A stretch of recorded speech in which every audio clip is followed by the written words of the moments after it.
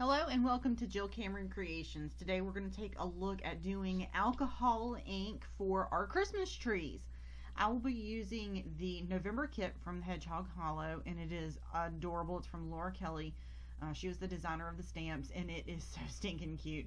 There's two different stamp sets in the kit itself, and one of them is just kind of general, the little stick figure people, and the other one is Christmas.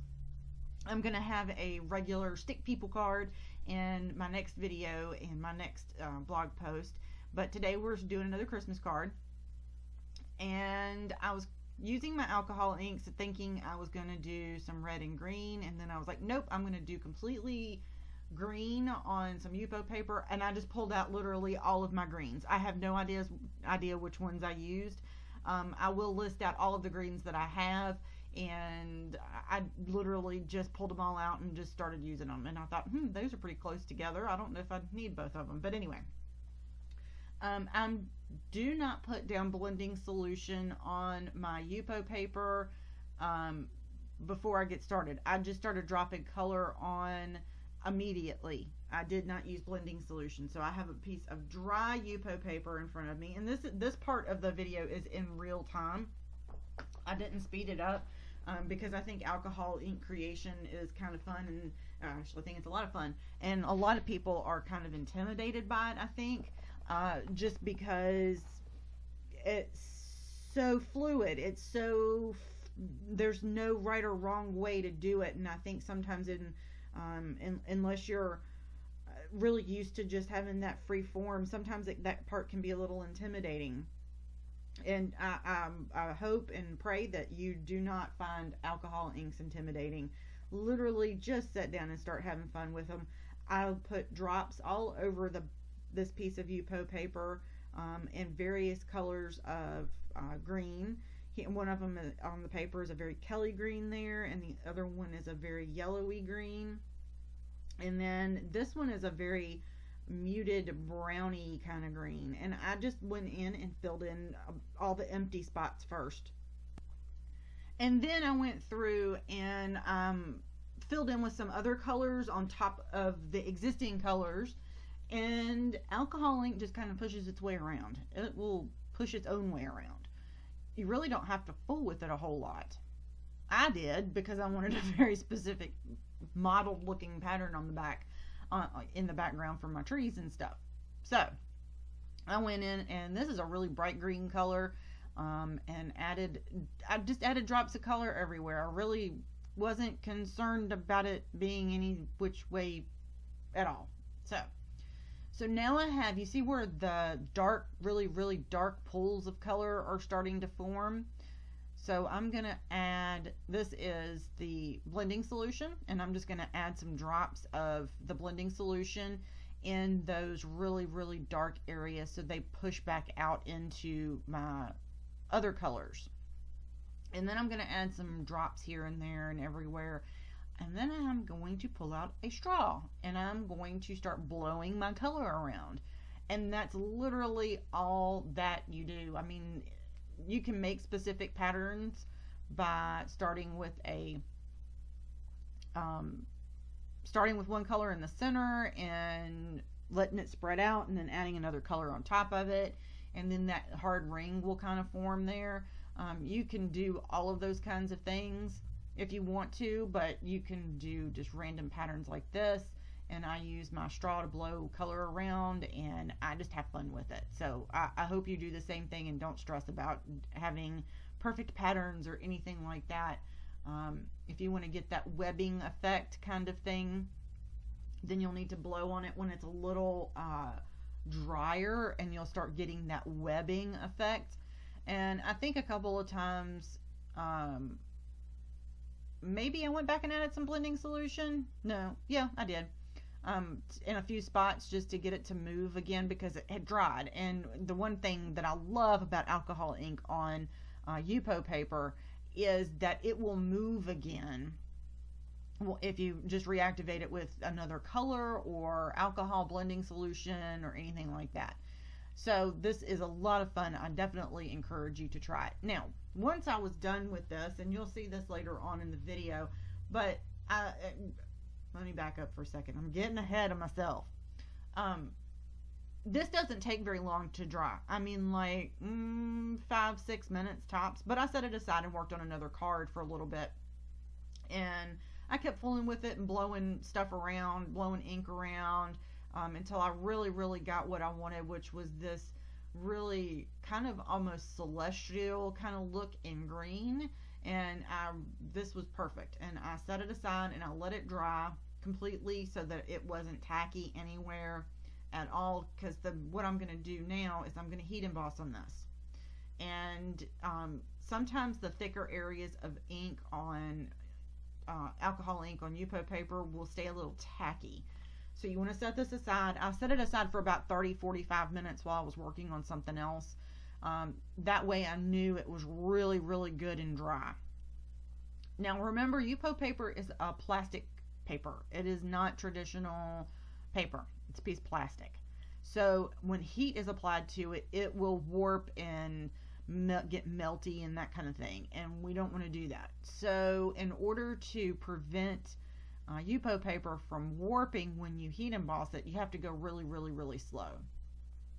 So the first thing that you do, even on Yupo paper like you do with regular paper, is that you need to make sure that you use your anti-static powder tool. On this, it is super, super, super important. And I did it all over pretty heavy on this. And just went all over it with my anti-static powder tool there. And sorry I was a little all over the place there. But anyway. So what we're going to do is I'm doing this with regular Versamark ink, and I'm using a red metallic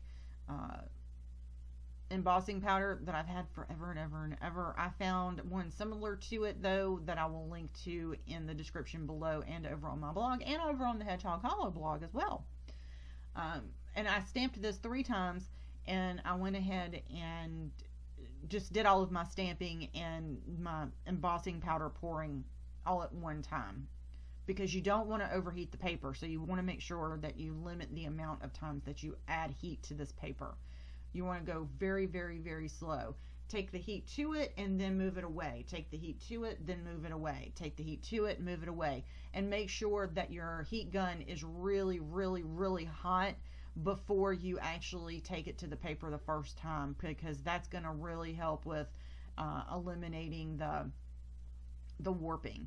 It doesn't take long to melt the embossing powder on the Yupo paper at all. It gets, it melts just fine. It sticks just fine. All that good stuff. The next thing I did was I went ahead and I fussy cut out my Christmas trees here with a pair of little small scissors, and I'll just fussy cut them out right along the outside edge of the embossed line there. They're simple images, simple lines. I'm not going to bore you with that. Next, I went ahead and pulled out some Nina Desert Storm cardstock. And also, I think that's from the Nitpicky Lawn Fawn paper pack collection there, the pink on the right, on the left there.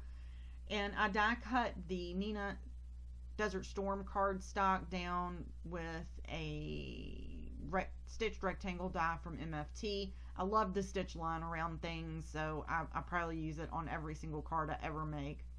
I just used the tree to determine how tall I wanted my strip across the card there. My card needed something else entirely, so I grabbed the stencil that is also included with the kit. And it's kind of funky. It's like little half circles and a lot of little lines and stuff in it. But I didn't want it to be like, oh, hey, there's a background. I wanted it to be, shh, there's a background over here. So just taped the stencil to my Desert Storm cardstock. And I went ahead and I tried to just do the Versamark ink pad on the paper itself.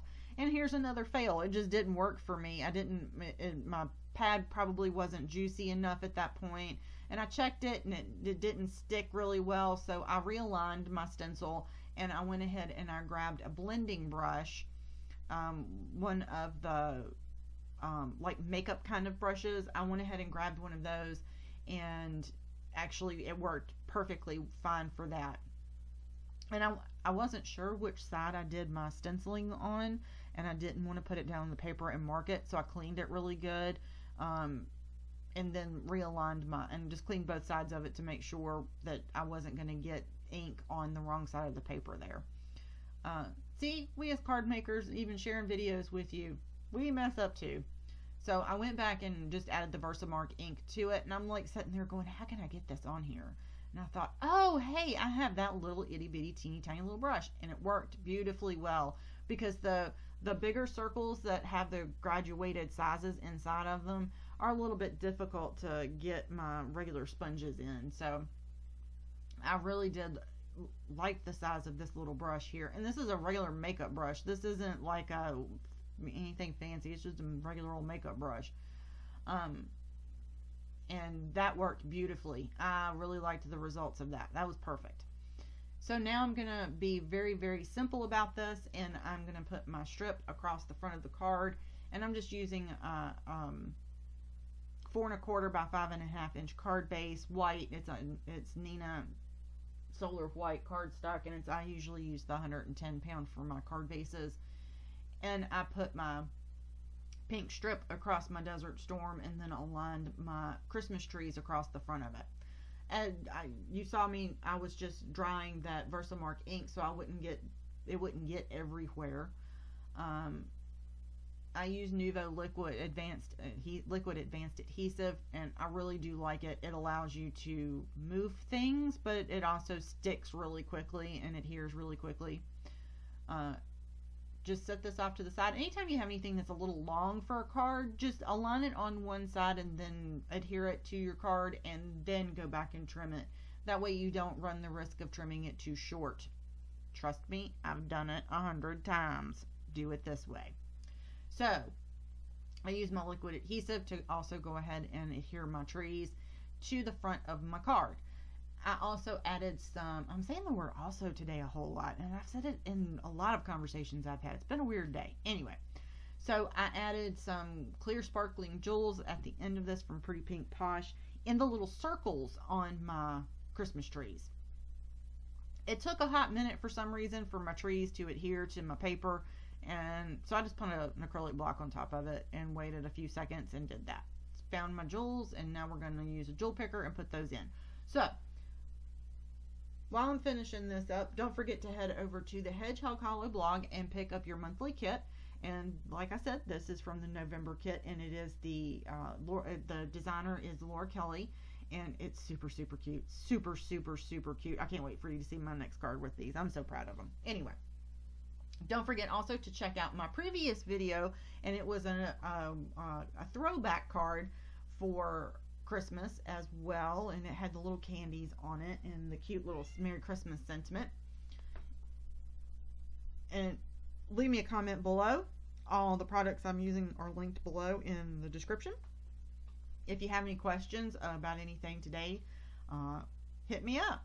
Don't forget to subscribe to my YouTube channel and head over to my blog, Jill Cameron Creations, for more creative ideas for Christmas cards, alcohol inks, Copic coloring, you name it, it's over there. Thanks so much for joining me today. Have an amazing day.